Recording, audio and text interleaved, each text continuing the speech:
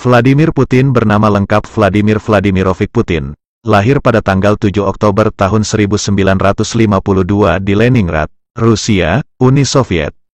Vladimir Putin mengaku bahwa ia berasal dari keluarga biasa. Sebagai anak tunggal, ayahnya adalah seorang mandor di sebuah pabrik logam dan ibunya adalah seorang ibu rumah tangga. Vladimir Putin tinggal bersama orang tuanya di sebuah apartemen bersama dua keluarga lainnya. Meskipun agama tidak diizinkan di Uni Soviet, bekas negara yang terdiri dari Rusia dan negara-negara kecil lainnya, ibunya diam-diam membaptisnya sebagai seorang Kristen Ortodoks. Ibu Vladimir Putin, Maria Selomova, adalah orang yang sangat baik dan murah hati. Keluarganya hidup sederhana, mereka sering memasak sup kubis, irisan daging, pancake, tetapi pada hari Minggu dan hari libur, ibunya akan membuat roti isi yang sangat lezat dengan kubis, daging dan nasi, dan kue tar. Ibunya tidak menyetujui keputusannya untuk melakukan judo. Segalanya berubah setelah pelatih Vladimir Putin mengunjungi rumahnya dan memberitahu orang tuanya tentang apa yang dia lakukan dan apa yang dia capai. Sikap keluarga terhadap olahraga ini berubah. Ayahnya yang lahir pada 1911 di Petersburg itu berpartisipasi dalam perang. Pada 1950-an, ayahnya bekerja sebagai penjaga keamanan dan kemudian sebagai mandor di kereta. Ketika Perang Dunia I dimulai, kehidupan di Petersburg menjadi sulit. Orang-orang kelaparan, sehingga seluruh keluarga pindah ke Pominovo, sebuah desa di wilayah Iver, di mana neneknya berasal. Di Pomonovo lah ayah dan ibunya bertemu dan menikah pada usia 17 tahun. Ketika duduk di bangku sekolah dasar dan menengah, Vladimir Putin mengambil judo dengan harapan meniru perwira intelijen Soviet yang dia lihat di film-film. Hari ini, ia memegang sabuk hitam di judo dan merupakan master nasional dalam seni bela diri sambo Rusia yang serupa. Dari kelas 1 dan 8, Vladimir Putin belajar di sekolah nomor 193. Ketika dia ingat, dia adalah pembuat onar, bukan seorang pionir. Gurunya Vera Grevich mengenang, ketika di kelas 5, Vladimir seolah belum menemukan jati dirinya. Namun sang guru merasa bahwa Vladimir Putin memiliki potensi, energi dan karakter dalam dirinya. Vladimir juga memiliki ingatan yang sangat baik dan pikiran yang gesit. Di kelas 6, Vladimir Putin memutuskan bahwa dia perlu mencapai sesuatu dalam hidup. Jadi dia mulai mendapatkan nilai bagus, yang datang dengan mudah kepadanya. Dia diizinkan bergabung dengan organisasi pionir muda, dan segera menjadi kepala detasemen perintis di kelasnya. Dia juga belajar bahasa Jerman di Saint Petersburg Sekolah Menengah Atas, dan berbicara bahasa dengan lancar hari ini. Pada 1975, Vladimir Putin memperoleh gelar sarjana hukum dari Leningrad State University, tempat dia diajari dan berteman dengan Anatoly Sobchak, yang kemudian menjadi pemimpin politik selama periode reformasi Glasnost dan Perestroika. Sebagai seorang mahasiswa, Vladimir Putin diminta untuk bergabung dengan Partai Komunis Uni Soviet, tetapi mengundurkan diri sebagai anggota pada Desember tahun 1991. Ia kemudian menggambarkan komunisme sebagai jalan buntu, jauh dari arus utama peradaban. Setelah lulus dari universitas, Vladimir Putin mendapatkan pekerjaan dengan KGB, cabang tempat dia ditugaskan, bertanggung jawab merekrut orang asing yang akan bekerja untuk mengumpulkan informasi untuk intelijen KGB. Pada awal 1980-an, Putin bertemu dan menikahi istrinya, Lyudmila, mantan guru bahasa Perancis dan Inggris. Pada tahun 1985, KGB mengirimnya ke Dresden, Jerman Timur, di mana ia hidup secara tertutup sebagai Tuan Adamov, Direktur Dewan Persahabatan Soviet Jerman, sebuah klub sosial dan budaya. Putin tampaknya benar-benar menikmati dan menghabiskan waktu bersama orang Jerman, tidak seperti banyak agen KGB lainnya, dan menghormati budaya Jerman. Sekitar waktu Putin pergi ke Jerman Timur, pemimpin Soviet Mikhail Gorbachev mulai memperkenalkan reformasi ekonomi dan sosial. Vladimir Putin tampaknya sangat percaya pada perubahan. Pada tahun 1989 tembok Berlin, yang berdiri selama hampir 40 tahun memisahkan Timur dari Jerman Barat, dihancurkan dan keduanya bersatu. Meskipun Vladimir Putin seharusnya tahu bahwa ini akan terjadi, ia kecewa bahwa itu terjadi di tengah kekacauan, dan bahwa kepemimpinan Soviet belum berhasil dengan lebih baik. Sekembalinya ke Rusia, Putin memegang posisi administratif di Universitas Leningrad, dan setelah jatuhnya komunisme pada 1991, menjadi penasihat politikus liberal Anatoly Sobchak. Ketika Sobchak terpilih sebagai wali kota Leningrad akhir tahun itu, Putin menjadi kepala hubungan eksternal, dan pada tahun 1994, Putin telah menjadi wakil wali kota pertama Sobchak. Setelah kekalahan Sobchak pada tahun 1996, Putin mengundurkan diri dari jabatannya, dan pindah ke Moskow.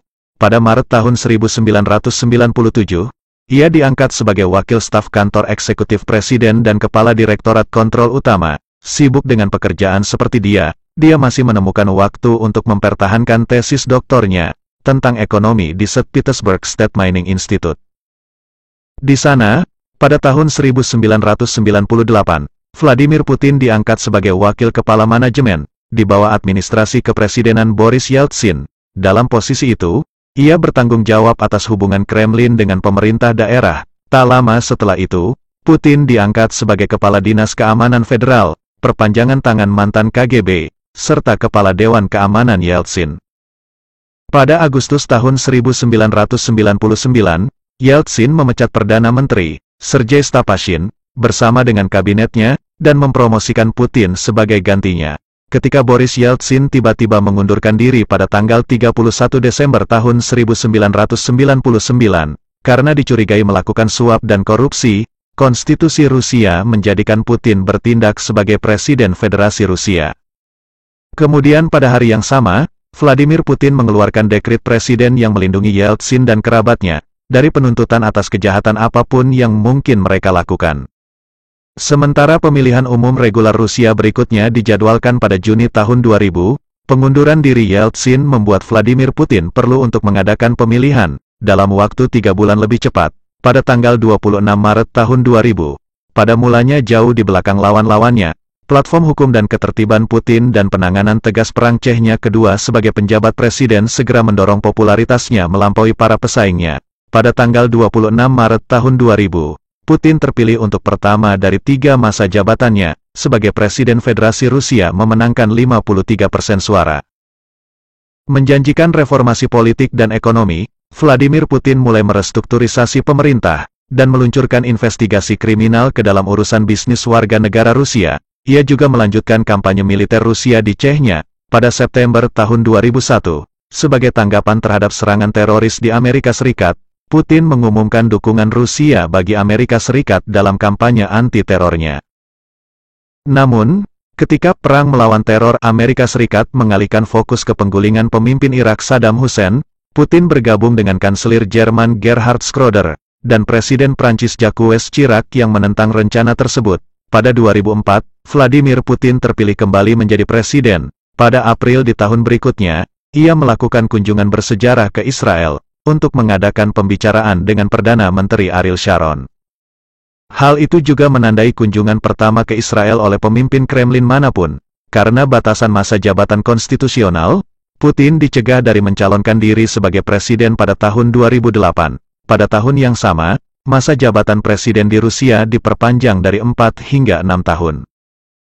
Segera setelah Medvedev memenangkan pemilihan presiden Maret tahun 2008 dengan telak, Vladimir Putin mengumumkan bahwa ia telah menerima posisi ketua Partai United Rusia, mengkonfirmasi ekspektasi yang meluas. Medvedev menunjuk Putin sebagai Perdana Menteri Rusia, di mana hal itu memungkinkan Putin mempertahankan posisi pengaruh utama selama 4 tahun ke depan. Parlemen Rusia mengkonfirmasi penunjukan itu pada hari berikutnya. Meskipun Medvedev tumbuh lebih tegas ketika masa jabatannya berkembang, Putin masih dianggap sebagai kekuatan utama di dalam Kremlin. Vladimir Putin melakukan rekonstruksi rumah, dan kompensasi bagi korban kebakaran hutan di musim panas 2010. Pemantauan 24 jam dilakukan di lokasi di mana perumahan baru sedang dibangun, untuk para korban kebakaran. Sementara, beberapa spekulasi bahwa Medvedev mungkin mencalonkan diri untuk masa jabatan kedua. Penyimpangan yang meluas dalam pemilihan parlemen pada Desember tahun 2011. Memicu gelombang protes rakyat, dan Putin menghadapi gerakan oposisi yang sangat kuat dalam pemilihan presiden. Pada tanggal 4 Maret tahun 2012, bagaimanapun, Putin terpilih untuk masa jabatan ketiga sebagai presiden Rusia. Sebelum pelantikannya, Vladimir Putin mengundurkan diri sebagai ketua Rusia Bersatu, menyerahkan kendali partai kepada Medvedev, dia dilantik sebagai presiden pada tanggal 7 Mei tahun 2012, dan salah satu tindakan pertamanya setelah menjabat adalah mencalonkan Medvedev untuk menjabat sebagai Perdana Menteri. Pada Desember tahun 2012, Putin menandatangani undang-undang yang melarang adopsi anak-anak Rusia oleh warga AS, dimaksudkan untuk memudahkan adopsi anak yatim Rusia oleh warga Rusia. Undang-undang tersebut menimbulkan kritik internasional, terutama di Amerika Serikat, di mana sebanyak 50 anak-anak Rusia, pada tahap akhir adopsi dibiarkan dalam limbo legal. Tahun berikutnya, Vladimir Putin kembali mempererat hubungannya dengan AS, dengan memberikan suaka kepada Edward Snowden, pria yang tetap dicari di Amerika Serikat, karena membocorkan informasi rahasia yang ia kumpulkan, sebagai kontraktor untuk Badan Keamanan Nasional di situs Wikileaks. Sebagai tanggapan, Presiden AS Barack Obama membatalkan pertemuan Agustus tahun 2013, yang telah direncanakan dengan Putin. Sekitar waktu ini, Putin juga mengecewakan banyak orang dengan undang-undang anti-gay barunya. Dia membuatnya ilegal bagi pasangan gay untuk mengadopsi di Rusia dan melarang propaganda hubungan seksual non-tradisional kepada anak di bawah umur. Undang-undang menyebabkan protes internasional yang luas. Pada bulan Desember tahun 2017, Vladimir Putin melaporkan pada konferensi pers akhir tahun-tahunannya bahwa ia akan mencari masa jabatan 6 tahun baru sebagai presiden pada awal 2018, sebagai kandidat independen, menandakan bahwa ia mengakhiri hubungannya dengan Partai United Rusia. Selain itu, ketika mengajukan pertanyaan mengapa dia tidak menghadapi oposisi politik yang signifikan selama masa kekuasaannya, dia bertanya, haruskah saya melatih pesaing untuk diri saya sendiri, sebelum menambahkan bahwa ia menyambut kompetisi politik. Setelah sebuah bom meledak di pasar makanan Saint Petersburg, yang ramai pada tanggal 27 Desember melukai puluhan orang, Putin menghidupkan kembali nada suaranya yang populer, Tough on Terror, sebelum pemilihan. Dia menyatakan bahwa dia telah memerintahkan petugas layanan keamanan federal untuk tidak mengambil tawanan ketika berhadapan dengan teroris. Dalam pidato tahunannya kepada Duma pada Maret tahun 2018, hanya beberapa hari sebelum pemilihan, Putin mengklaim bahwa militer Rusia telah menyempurnakan rudal nuklir dengan jangkauan tak terbatas yang akan membuat sistem anti-rudal NATO benar-benar tidak berharga. Sementara para pejabat AS menyatakan keraguan tentang realitas mereka. Klaim-klaim Putin dan nada bergetar yang mengguncang ketegangan dengan Barat, tetapi memupuk perasaan kebanggaan nasional yang diperbarui di antara para pemilih Rusia. Pada tanggal 18 Maret tahun 2018, ulang tahun keempat perebutan negara Crimea, warga Rusia dengan sangat besar memilih Vladimir Putin untuk masa jabatan presiden keempat. Dengan 67% pemilih memilih untuk memberinya lebih dari 76% suara. Oposisi yang terbagi memiliki sedikit peluang melawan pemimpin rakyat, pesaing terdekatnya meraih sekitar 13% suara. Sedikit yang diperkirakan akan berubah sehubungan dengan strategi Putin untuk membangun kembali negara itu sebagai kekuatan global, meskipun dimulainya masa tugas terakhirnya, menimbulkan pertanyaan tentang penggantinya, dan apakah ia akan memengaruhi perubahan konstitusional dalam upaya untuk tetap menjabat tanpa batas waktu. Pada tanggal 16 Juli tahun 2018, Putin bertemu dengan Presiden AS Donald Trump di Helsinki, Finlandia, untuk pembicaraan formal pertama antara kedua pemimpin. Menurut Rusia, topik pertemuan termasuk perang yang sedang berlangsung di Suriah dan penghapusan kekhawatiran tentang tuduhan upaya Rusia untuk mempengaruhi pemilihan Presiden AS 2016. April berikutnya, Putin bertemu dengan diktator Korea Utara Kim Jong-un untuk pertama kalinya. Kedua pemimpin membahas masalah buruh Korea Utara di Rusia, sementara Vladimir Putin juga menawarkan dukungan untuk perundingan denuklirisasi timpalannya dengan AS, dengan mengatakan Kim akan membutuhkan jaminan keamanan sebagai imbalan untuk meninggalkan program nuklirnya.